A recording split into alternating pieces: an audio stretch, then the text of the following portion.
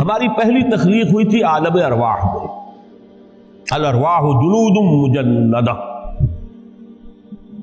لشکروں کے لشکر تھے۔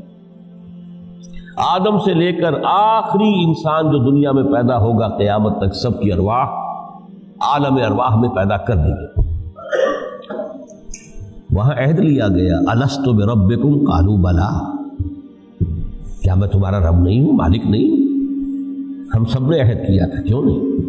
شہیدنا، ہم گواہ، یہ عہد الست۔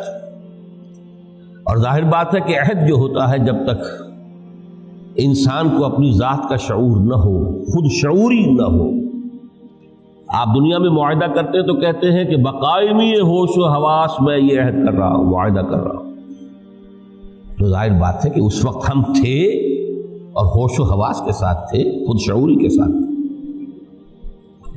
لیکن صرف ارواح کی، جسد نہیں تھی۔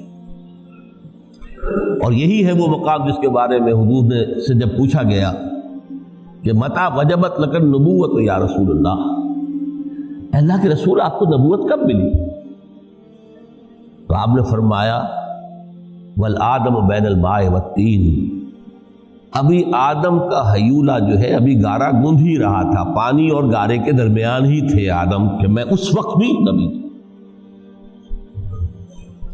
عالم خلق کا ابھی آغاز نہیں ہوا، ابھی عالم ارواح میں بھی جو تمام ارواح ہیں وہ اپنی امتیازی شان کے ساتھ ہے۔ روح محمدی صلی اللہ علیہ وسلم، جس سے اگر نور محمدی کہیں تو غلط نہیں ہے، اس لیے کہ ارواح کا جو مادہ تخلیق ہے وہ نور ہے، جیسے فرشتوں کا مادہ تخلیق نور ہے۔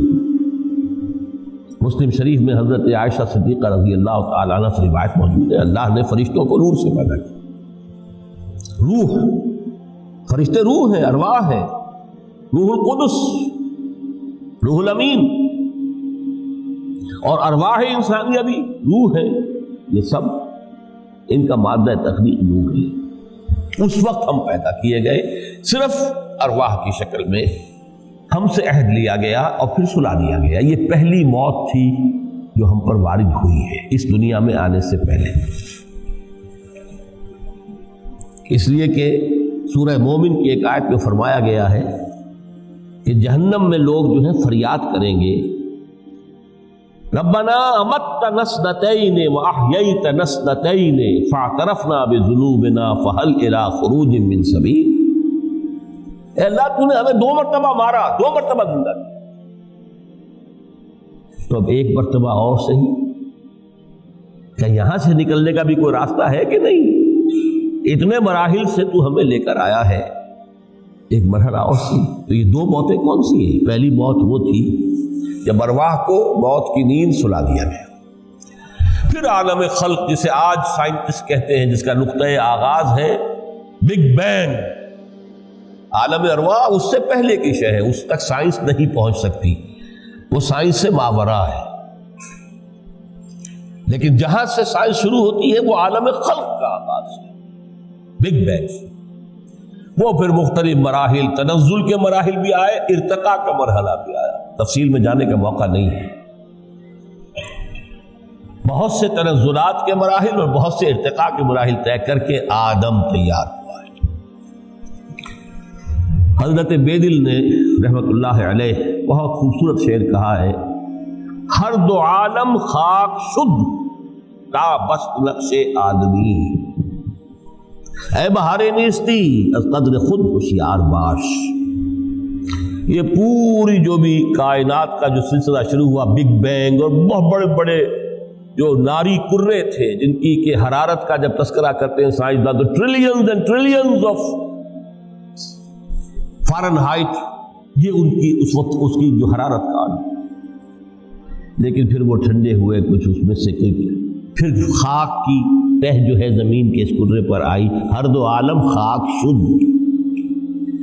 یہاں سے اب آدم کا حیولہ تیار ہوا، تا بست نقش آدمی، اس کے بعد ارتقائی مراحل ہے، اور پھر آدم کی وہ روح جو کولڈ سٹوریج میں تھی، جب وہ لا کر پھونکی گئی ہے، جسد آدم جو ہے وہ مسجود نہیں تھا، مسجود تو تب بنا ہے جبکہ اس میں روح آدم وہ لا کر پھونک دی گئی. فَإِذَا سَوَّيْتُهُ وَنَفَخْتُ فِيهِ مِن رُوحِي فَقَعُوا لَهُ سَاجِدِينَ. یہاں سے حیات دنیاوی کا آغاز ہو گیا. پھر وہ سلسلہ تناسل ہے. آدم اور حوا کی نسل میں سے ہر بچہ 4 ماہ کے بعد جب اس کا ایک حیولہ رحم مادر میں تیار ہو جاتا ہے، حدیث ہے متفق علیہ عبداللہ ابن مسعود سے رضی اللہ تعالی عنہ، اور جس کے اندر آغاز میں وہ کہتے ہیں کہ حضور نے ہمیں یہ بتایا وَهُوَ الصَّادِقُ الْمَصْدُوقُ. دیکھنا تم کہیں شک میں نہ پڑ جانا.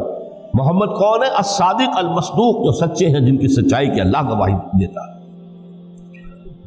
کہ رحم مادر میں 40 دن تم نطفے کی شکل میں ہوتے ہو، پھر 40 دن علقہ کی شکل میں ہوتے ہو، پھر 40 دن تم مضغہ کی شکل میں ہوتے ہو. پھر اللہ تعالیٰ فرشتے کو بھیجتا ہے جو اس میں روح پھونکتا ہے. وہی عمل جو آدم کے جسد حیولہ کے ساتھ ہوا تھا، ہر ابن آدم اور بنت آدم کے لیے وہی عمل ہے کہ جو رحم مادر میں 4 مہینے کے بعد دہرایا جاتا ہے. یہاں سے حیات دنیاوی شروع ہوئی. پھر موت، یہ دوسری موت ہے. اب پہلی موت تو وہ تھی، لیکن دوسری موت یہاں سیپریشن ہو جائے گی. جو زمین سے آیا تھا تخلیقی مادہ، وہ جسم میں زمین میں گیا، گل سڑ کر ختم ہوا. جو وہاں سے روح آئی تھی وہ اس زمینی وجود کا جو لب لباب ہے، جان، نفس، اس کو لے کر اپنے ساتھ، اور وہ جائے گی عالم بالا. پھر یہ ایک وقفہ ہے، پھر بعث بعد الموت ہے. تو احیاء بھی 2 ہو گئے. ایک مرتبہ پہلی موت کے بعد زندہ کیا اس عالم میں، آنکھ کھلی اس عالم میں ہماری، یہ پہلا احیاء تھا. کیف تکفرون باللہ وکنتم امواتا فاحیاکم ثم یمیتکم ثم یحییکم ثم الیہ ترجعون. دوسرا احیاء وہ ہوگا قیامت کے دن، بعث بعد الموت، اور پھر اس کے بعد وہ زندگی ابدی زندگی ہے، ہمیشہ کی. یہ تصور سامنے رکھیے. تو یہ جو تھوڑا سا وقفہ، یہ تو زندگی بہت طویل ہے. تو اسے پیمانہ امروز و فردا سے نناب جاویداں پہم دماں ہر دم جواں ہے زندگی.